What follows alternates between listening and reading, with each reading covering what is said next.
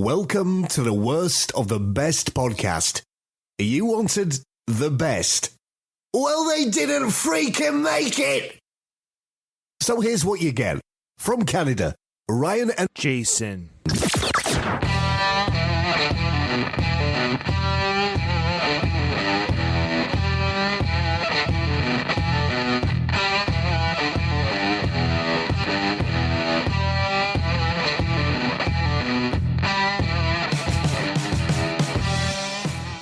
Good day and welcome to another episode of the Worst of the Best podcast. I'm your host, Ryan, and with me again is my brother, Jason. Jason, how you doing? Doing all right. How you doing, brother? I'm doing good. Doing well. So this episode, Jade, will come out after I do recording with another guest co-host. We're covering Bruce Springsteen's Born to Run. Oh, yeah. Yeah, it's going to come out before this one. So it's gone music episode, non-music episode, music episode, non-music episode. But anyways, I'm just geeking out a little bit because I've been listening to it for the last little while to get ready for it. It's only 8 tracks, Just 8 tracks. And when you actually listen to the quality of that music and the compositions, it's his third album. And he was like 23. I know. The artists back then, even like Aerosmith, Dream On, he was like 18. Yeah, it's insane. However many years later, those tracks hold up so well. And you think, you know, how like it was Metallica and when they were like 19, 20, when they first hit the scene, and all those old school rock bands and that thrive today were so young. Well, and I was also thinking when I was listening to, like, let's say, of course, a song you know very well, Born to Run. I'm thinking to myself, we talked about AI in our last episode together, and the thought occurred to me, like, when will AI be like that? You know what I mean? We always talk about AI music. We've heard AI songs. Sure, it's good for like maybe a Doritos commercial jingle. But when you listen to Born, I was listening to the bass line and the piano and the different. Is AI ever going to be able to replicate what the human can do when it comes to music? When it comes to that kind of intricacies, I think it can do the intricacies. It just can't do the human soul connection. Part of it? Yeah, the soul part of it. Yeah. Because music is like a mathematical equation, right? We know what works and what doesn't work, harmonies and melodies. That's all built into any song. And if I sang off key, which I would, I can't sing. If when I sing, it doesn't sound good. No. So we could all pick that up. But the human connection that would be missing from AI, I'm hoping. Yes, you can make a guitar sound, all that stuff. Absolutely. I don't know. It's hard to explain. There's something to like the way it builds and the way that, I don't know. Did you hear about that band that tricked everyone? That's an AI band that tricked people for a while. It charted, I think. I forget the name of it. Oh, I mean, I saw the news. We've been tricked before. Even true human stuff like Milli Vanilli, we were tricked, right? Yeah, not that's AI or anything, but we can be tricked emotionally or become attached to things that aren't really quite what they seem to be. The AI today is basically, I think, what the printed press was. It's going to change the world for better, for worse. Yeah, I still think there's going to be space for human-made art.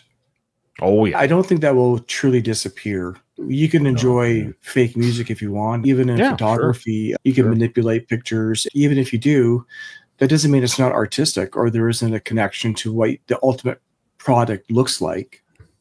But if a human participates in that process and they create a vision of what they had in their mind, it's not necessarily a bad thing. Right. Yeah, interesting. Okay. All right, so there's a little bit of update on the shows and the release orders and stuff. So looking forward to discussing that with my co-host. Husey is his name. So I guess it's going to already been out. So if you haven't listened to it or you're interested in hearing some talk on Bruce Springsteen, go check that out. Now, warning labels, Jason, they are important, especially for, let's say, like laundry or clothing. I think that's always good. Like I always check, can I iron this shirt? Like Becky just got me this new collared shirt. Can I iron it? Can I put it in the dryer? Those are good warning labels to give you information about the product you bought, right? But these are warning labels that are put on things where you think, really? And the reason why these 10 things that we're going to talk about today, folks, have warning labels is because it turns out people needed them. Yeah. Have you ever read a warning label, Jay, that helped you, that actually did inform you, where you were like, oh, I'm glad I know that? I'm sure. Common one is laundry, probably, right? You probably looked at your clothing to see if you can iron it or put in the dryer. No, you never done that before, ever? Like, I suppose I have. Okay, it's another one. Maybe chemicals that could be mixed. I was just going to say chemicals. Let's pretend, for an example, I'm going to clean the interior of my car. There you go. Will this damage? Right. Will this damage take away the color of the dashboard versus just cleaning it and polishing it? Those are probably something I would just kind of confirm. It's always disconcerting when it says, do this in a test spot. Right. Yeah. Right. Something. Yeah. In those situations, I end up just kind of going, it's probably not worth it. I'm just trying to think off the top of my head. A better show would have had some answers here. I'm trying to think, have I ever done something where like, I should have read that. Should have read the label first. I'm trying to think now. I'm sure I have. I'm sure there's been something where, I probably should have read the label first. I can have a memory or visions of, remember the old school Drano, the powder stuff? Oh, I love that stuff. I love that. I know it works, right? Yeah. But you're not supposed to use something with it. I'm trying to remember, and I would often mix the two. Maybe it was even just hot water. Oh, maybe. Or don't breathe the fumes. I love pouring that powder stuff. I know. I do bubbles. Too. Yeah. It's working. Because I buy the liquid stuff because I don't think they sell the powder stuff anymore. The liquid stuff doesn't feel like it does the damage. I like to hear the gurgling and the bubbling. I love that. Eating away the hair clogs. Just eats it. So scum. It feels like it's, there's something very satisfactory, very caveman-like satisfaction. Well, we don't have Drano on this list, even though people have drank Drano. Usually it's on purpose, right, to cause harm. But these are things where people maybe didn't necessarily want to do this themselves. So the reason why companies, let me give you a guess, Jay. Why do you think companies put on warning labels? Why do you think they do it? People need to know how to use the product properly. Secondly, they want to be sued. That's what we're getting at here, folks. These are warning labels that exist because the company didn't think they had to do it, but because somebody did, but because somebody did something with their product, they're like, oh my gosh, we've got to put this on the label because someone can sue us and say, you didn't tell me I couldn't do this. So this isn't so much as protecting humans as much as protecting the company. Right. The first one. Okay, but speaking of clothes, Jason, and the type of clothes you can and can't iron, certain suit pants or polyesters, right? Yeah. Jason, there's one thing you never do with clothes. Don't iron them when they're on you. Right. Well, the warning, do not iron clothes while wearing them, appears on irons now. It's in the manuals and the tags and even molded into plastic due to real incidents. In the 1990s, for example, emergency rooms reported burns from people ironing clothes on their bodies. A 2002 case involved a Wisconsin man who burned his chest ironing a shirt before an interview. Such incidents cited in safety talks prompted lawsuits claiming inadequate warnings. Bless these people's hearts. I believe it's happened, but at the same time, I can't believe people are that. Is it between an iron and your skin? All you have is the fabric to protect you. I wonder what job this guy was interviewing for. One that required an iron shirt? Yeah, so he was smart enough or savvy enough to think, I got to have a non-wrinkled shirt for this. I want to look good. So he's smart enough to think, I want to look good. I want to look my best. But he's not smart enough to not burn himself. And why would he think I'm going to now sue the company? Like, I don't know.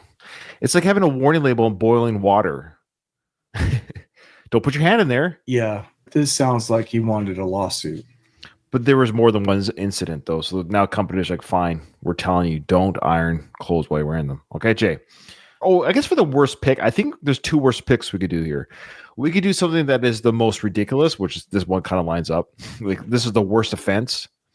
And or the one that you wouldn't want to experience. So you have to experience one of these things. You have to be the victim. So which is the worst thing to be a victim of? Number 10 so far has both going pretty good for it. Burning yourself with an iron or admit that you were the victim. How stupid do you have to be to? Why don't we do that? You have to tell somebody. You have to tell 3 coworkers that you did this to yourself, and you can't tell them you're joking. So which is the worst one? There you go. I like that, Jay. I like that. Yeah. Okay, what do you got for number 9? Okay. Chainsaw manuals warn, do not hold the wrong end of the chainsaw. This stems from real injuries when inexperienced users mishandle saws. Accidents happen when people grab the chain end to restart or clear jams, often while the chain was moving.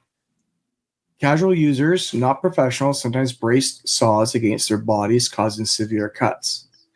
Now, in global manuals, this warning alongside safety switches aims to prevent injuries and lawsuits, proving even obvious advice saves the limbs. Now, having experienced the use of chainsaws and other kind of... Have you used one? Like a chainsaw? Oh, yeah. I've never used one. I don't think I've ever actually operated it. I don't think it's not like, or I've mowed the lawn many times. I had a landscape company. Right. So we use chainsaws quite frequently, actually, and hedgers, etc. They're all similar. I can see in a moment of lapsed judgment, a reflex, almost like, oh shoot, not thinking clearly and grabbing something like that, especially if you aren't using it frequently. And not using it frequently, like sometimes you get too lax. Right. You just kind of get maybe too casual with it. You would think that you wouldn't need a warning label, but I'm not sure people would need a warning label other than just a reminder. You reach out like, oh shoot, it's moving. You're just forgetting because it moves so quickly. It doesn't look like it's moving. Yeah. The one that they definitely need a label for is not to hold the chainsaw while you're trying to start it. That kind of makes sense. So you're trying to grip it and you're like, you're trying to move it, and then you start it and you got it in your hand. I can see that one happening without thinking, like, do not put your hand on the blade when you're starting this thing. Yeah. Or the chain, sometimes they'll get jammed. Yeah. Or as they heat up, they can get loose and jump off the bar. It's like a bike chain on your bike, right? You just put it back on and it kicks in, and then maybe, especially now they got these jam protectors, and if that kind of jams, it will help you alleviate that scenario. But yeah, that's a nasty one. Oh yeah. I don't think anybody intentionally is, it's just lapse of judgments. And again, this is to protect the company. Most people don't want to have that experience. This is protect the company, so that does happen, a lapse of judgment. They're like, look. Yeah, it was there. Sorry you got hurt, but we try to warn you. I meant to ask you, we've done it so far. So we both have used irons. You and I have ironed many clothes in our life, many clothes. We were both church-going boys growing up, so we ironed many church clothes. Ironed too many times. So we were very adept. And me in the military, I've continued my ironing in the military. So I've used the ironing board and ironed many times. Chainsaw, I don't think I've ever operated a chainsaw, a weed eater, sure. But I don't think I've ever held a chainsaw and went vroom, vroom and cut something with it. I just don't think so. Interesting. I find that very interesting. But you're speaking of a lawnmower, and there was a coworker many years ago, close to retirement, and a lapse of judgment unclogged a lawnmower, ride-on lawnmower. Yeah. What did you lose? 4 fingers. Really? Yep. Oh. So this is somebody that, like I say, was like a week or two away from retirement. So he's been around this equipment his whole working life.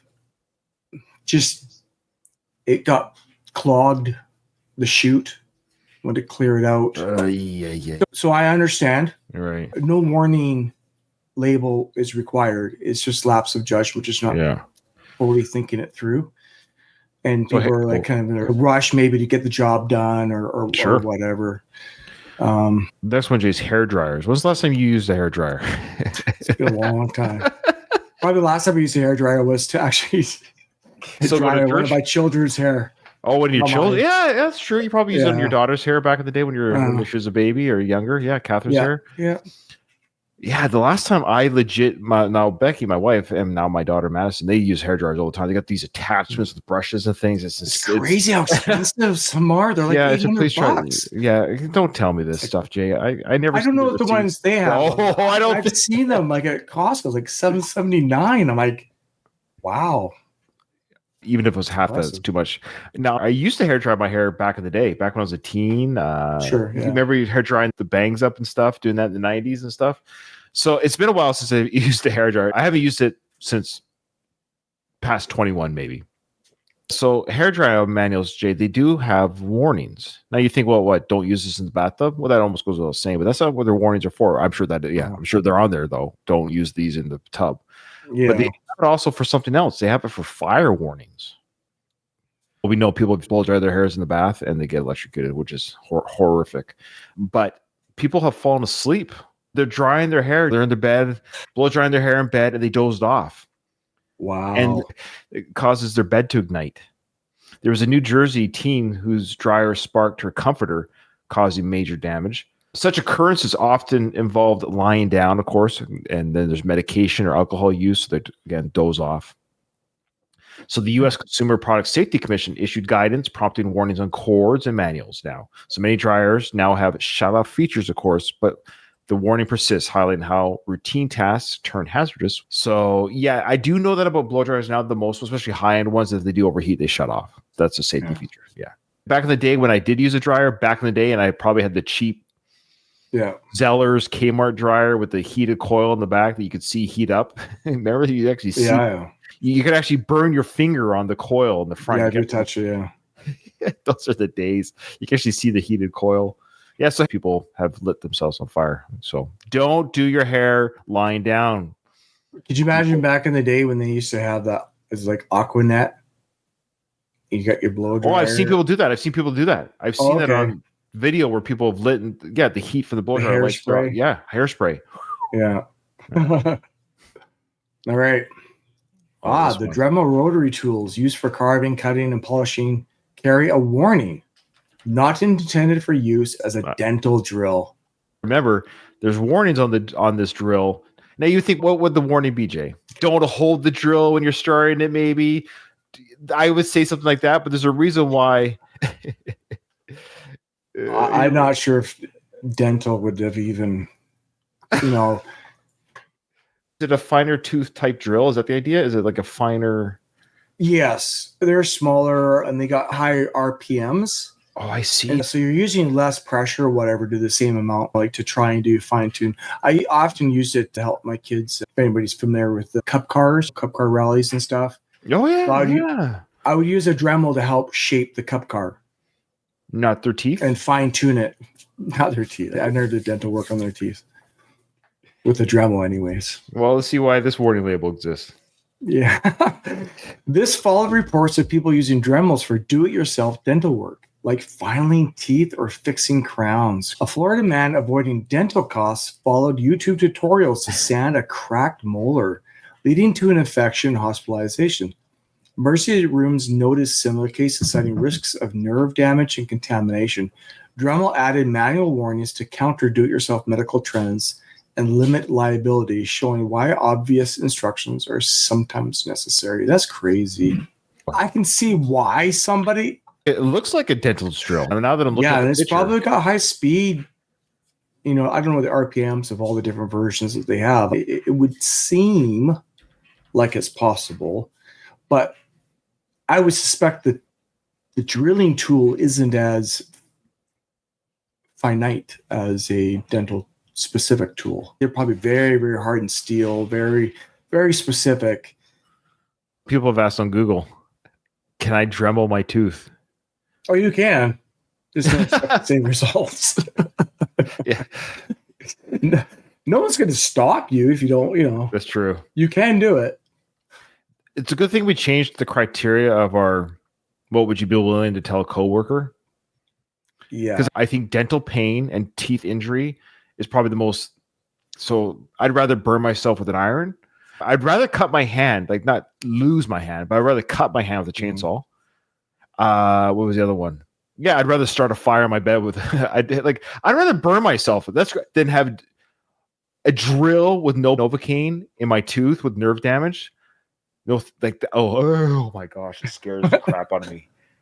Could you imagine holding up a mirror or going close to a mirror with a Dremel? Okay, hoping you can identify everything's backwards and everything's backwards in the mirror. I can't even handle the sound of the drill in the teeth.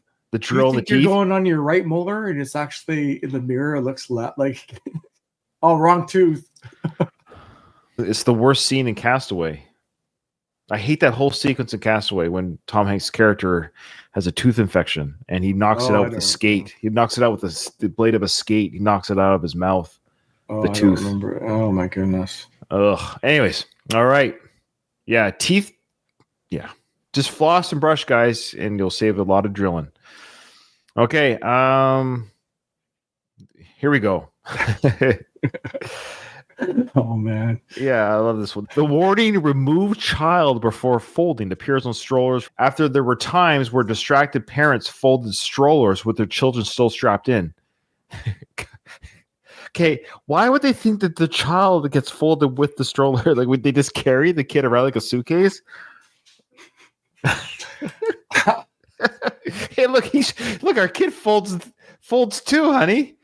So you buy the stroller folded. Yeah, fold it to put the baby in. Was there room for the baby when it was folded when you bought it? Luckily, I don't think there's been any deaths. There were some minor injuries like pinched fingers or bruising. There was a California case where involved a toddler, of course, California, partially trapped during the folding, which sparked a lawsuit over insufficient warning. So the parents, there you go. Yeah, I know. Told the stroller, hey, you didn't tell us we couldn't fold our kid. These are people raising people. They're in charge of your child.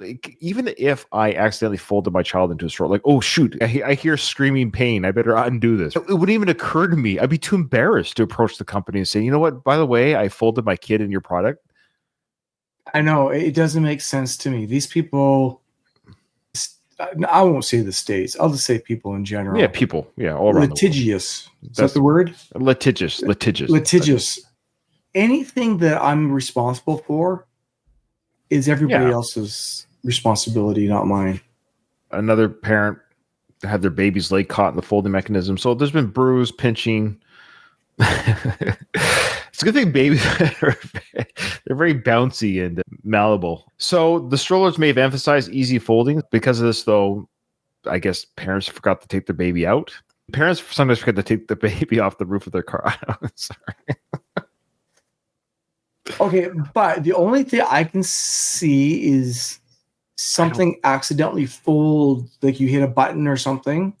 Like the baby's not. That's what it is. Yes, that's exactly what happened, Jay. Unless the parent truly believed they could carry their baby in a folding stroller. I think the idea is, yes, the companies are saying, take the baby out first, then start the process of unfolding the chair. Okay. Remember our little trick with our baby brother? In the hide to bed? Was there a warning label on the hide to bed? Don't fold your younger brother in a hide to bed.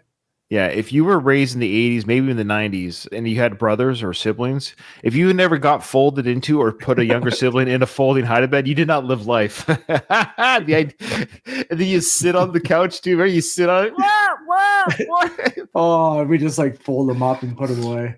Oh, it's so hilarious. We're suffocating a person. It's fun. That was before the warning labels. That's right. I bet you on hide to bed now. I bet you there's probably so do not fold person in bed. All right. Yeah. Now this next one I can kind of see, but go ahead.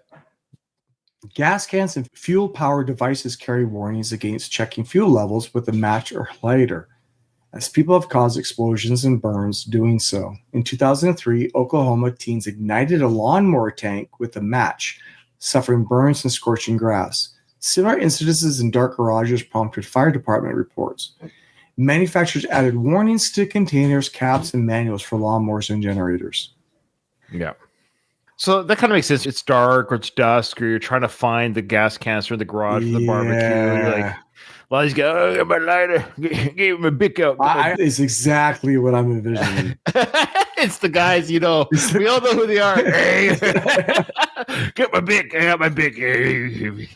Mowing the lawn, drinking the beer with one hand, pushing the mower with the other hand. No shirt. Laundry. No shirt. Crocs on. Denim shorts. But this kind of goes with the chainsaw. You're just kind of like, what's a quick resource of light that I have? Oh yeah, my lighter. Boom. Yeah. Okay. But now companies are like, hey, we told you, flammable. Yeah. You know, you're looking for the propane tank that you're going to use for the barbecue, the flame. Yeah, it's flammable. All right. Yeah.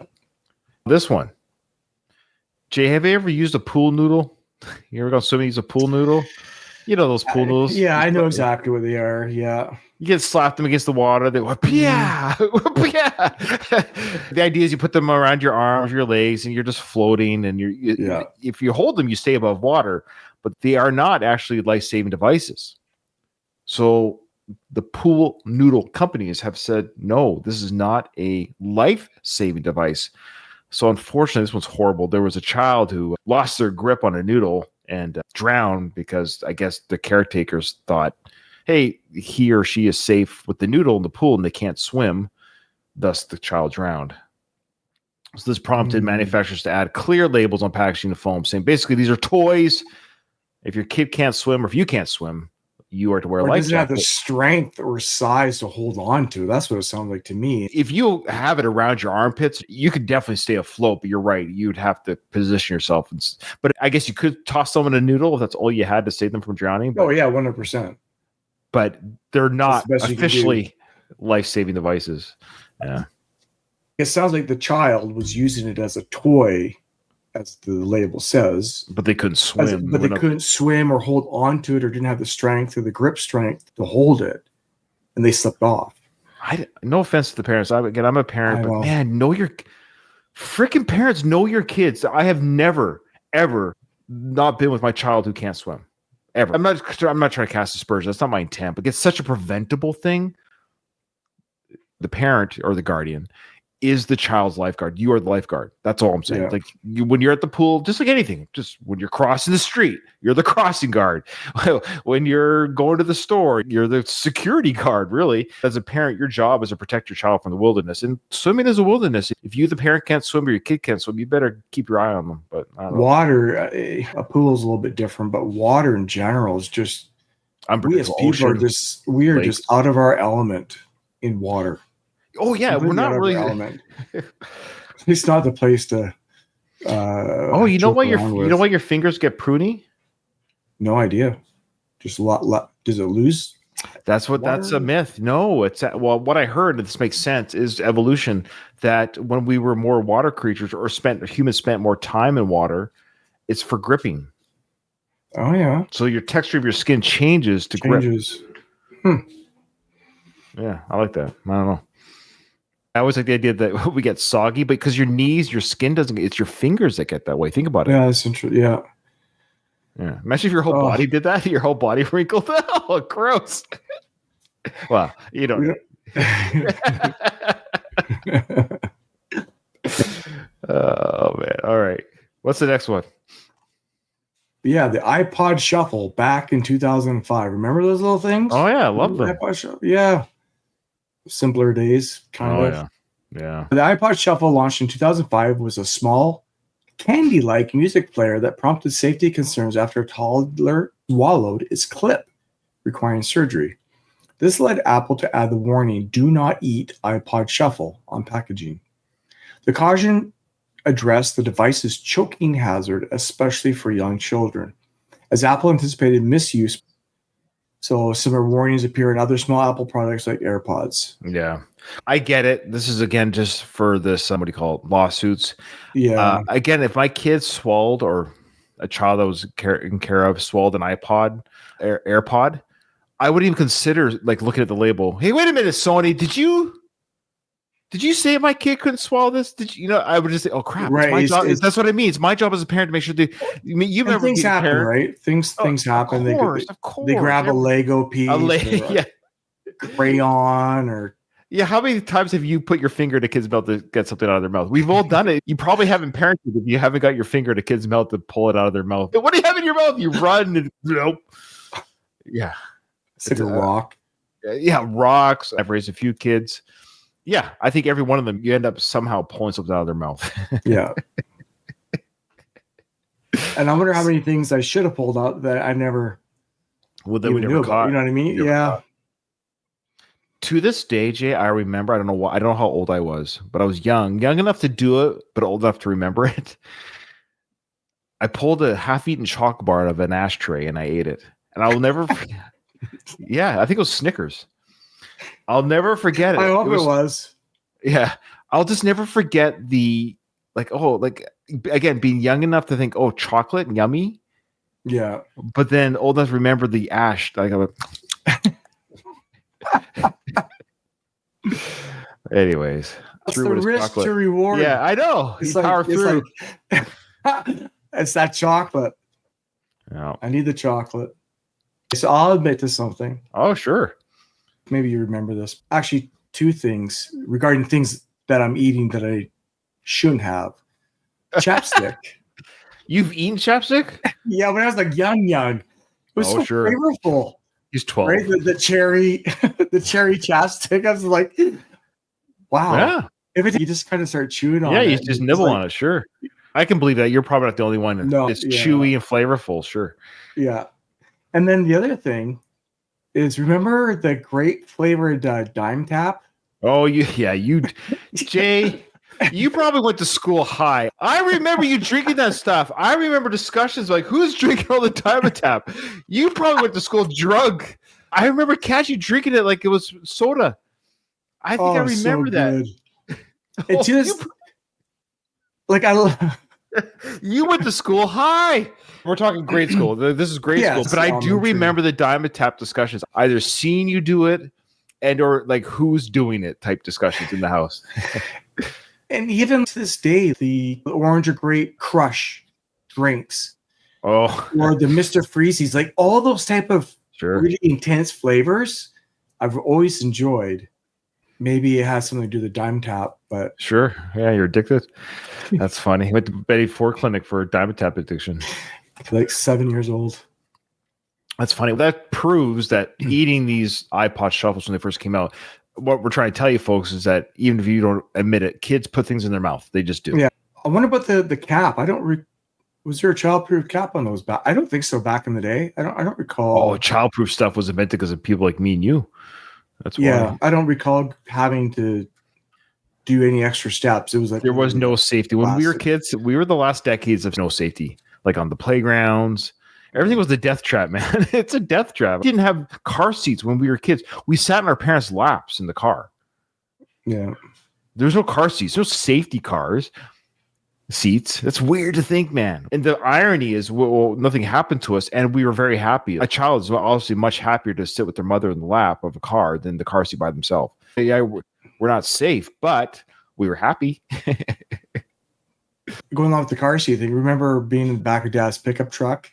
Oh, yeah. Lying down and on the blanket and pillow and driving like we're going on a road trip. Yeah, we're on a road trip. We're just lying in the back. We're camping in the back of the pickup. Sleeping on like a highway doing 80 kilometers an hour. One brake slam, our necks are broken. I know, it's crazy. One quick little swerve, there's a deer in the road. At least we should have faced the other way. We should have had our legs forward. I remember like looking out the back. Like, oh, yeah.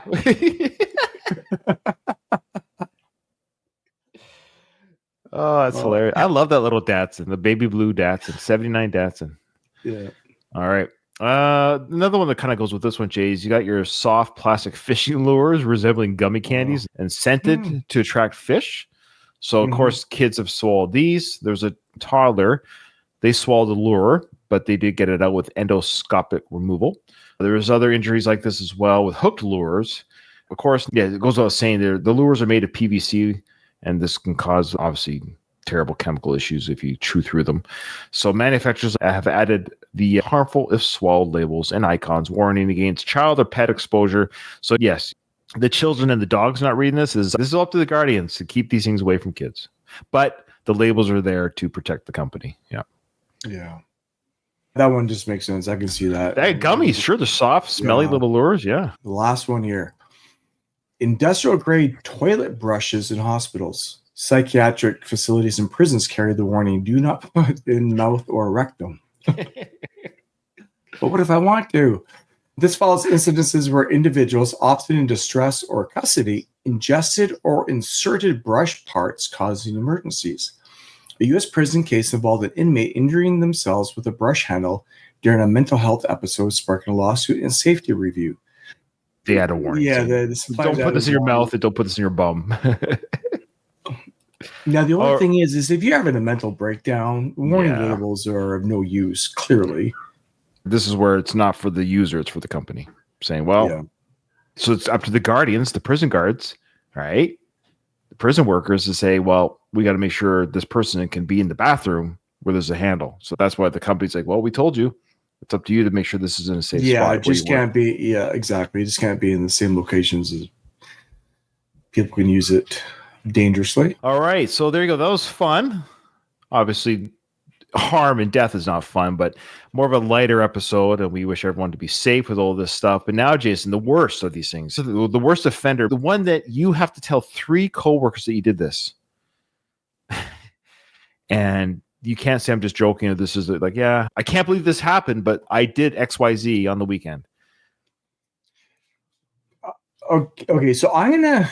You have to be honest. Like, which one is the worst? You can't just say, I was playing with the pool noodle. Oh, I thought it would save me. Okay, come on. Yeah, so that's why I was just about to say number 1 in that pool noodle. I think we should exclude from the list because I don't think either one of us would participate.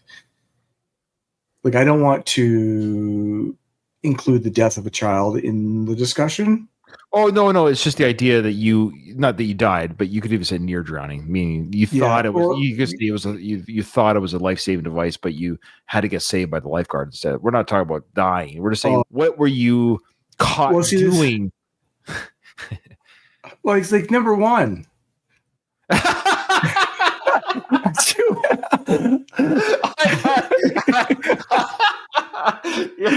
I hope you would pick number 1 too. I mean, I think we should just exclude. Like, I don't think either one of us would be.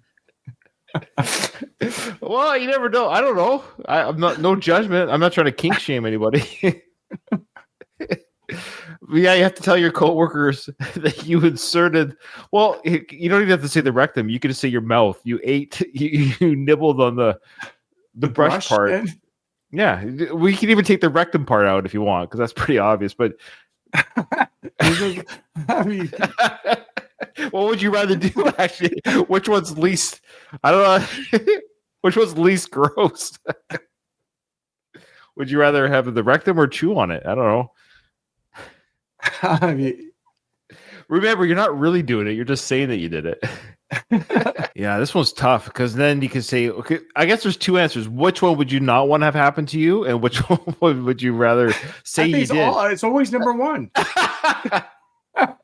The dental one scares me, Jay. I think I might rather eat a brush. Would you admit to trying to do dental work on yourself? That's what I'm saying. I would rather suffer. So the worst thing, I should say, the worst thing to have happened to me for real would still be the dental. I think I'd rather take the handle brush either way than that.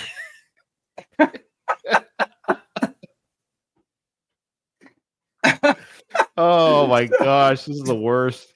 This is the worst of the best. So this is why we do this. You'd be okay. Yeah, I tried it. I tried the toilet brush. And it's not about what would I rather, but yeah, put a gun to my head. My life, like, you have to choose your life. So one's done in private is what I'm getting at. So one is done in private. Nobody knows that, but you will suffer whatever it is. So the worst thing for me is still to suffer. I'm not even trying to be crude or crass. Right. The idea that you take a drill to my tooth and the pain that you would suffer. Yeah. Why you pick number whatever that one, the Dremel? Sure. I'd rather. That's tough. Admit that I participated in that. Oh no, admitting that's what I mean. 2 different things. So one is you actually have to experience it, and the other choice is you have to tell a friend, but you didn't experience it.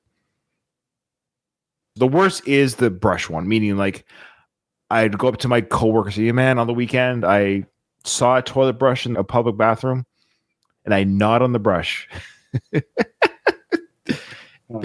That's the most embarrassing story to tell, because you'd almost be manly to tell. Man, I had a toothache and I took a Dremel drill. I tried to do it myself, man. But people are like, well, you're crazy, but I guess good for you to save a couple bucks to the dentist. So that's an easier story to tell. But to want to experience for real, but nobody knows that you experienced it, I might lick a toilet brush over. Anyway, okay. So both of yours are still number 1, regardless. One does happen to you, but nobody knows. The other one, everyone knows, but didn't happen to you. That's the 2 picks. The easiest choice is obviously, I'll just play in the pool with the noodle. That's easy. That's the easiest choice. I don't think I'd want to participate in any of the toilet brush stuff. One way or the other? One way or the other. Like in reality or telling anyone. That's your worst. Okay, that's fair. That's fair. Yeah. You're manning up. You're manning up to that drill. You're willing to take that drill to your tooth nerve. At least I can go to the dentist and explain to him what it is that I tried to do. And they go, you're an idiot, but I get it. To experience the toilet brush and have to admit that I experienced the toilet brush? No. So the Pixar, sorry, I think you're doing it, but just make sure we're clear and our listeners are clear. Yeah. So one pick is you just have to say it. I don't think I would want to experience the toilet brush, and I don't think I would want to tell anyone that you did. Want to tell anybody? So you're on the same for both. Okay. That's not me. Oh no! This is the worst. Thankfully, we don't have to do this at all. This is just all thought experiment. I love how people at home who refuse to play. It always bugs me. You're playing in your head, whether you like to admit it or not. You've made a choice. I wouldn't want to do the tooth thing. No, you shouldn't want that. No. But if I did, at least I can kind of explain what I was trying to do or why. But you wouldn't have to explain to anyone. That's the whole point. Like if you did the drill, you wouldn't have to tell anyone. It's done in private. Nobody knows. The thought experiment is your body resets to not having to go through it. That's all. Yeah, I still think number one. Okay. The brush thing. All right. Not me. Well, like I said, today was more of a fun thought experiment episode. Obviously, don't do any of this stuff at home. Please, folks, search. Do we have to put a warning label on our show? Oh, good point. Yes, this was just a fun thought experiment episode. Do not try any of this stuff at home. Believe the labels. They're there for your safety. More than anything, they're there to protect the company, but also for your safety, folks. Remember, in front of every silver lining, there's a cloud. And today for Jason, it was the toilet brush experience for either telling and or experiencing. For Ryan, it was for experiencing. I think the tooth pain terrifies me with the drill work on my tooth, and you have to do it to yourself. Or the brush. Yeah, you get the point. We explained it. Thanks.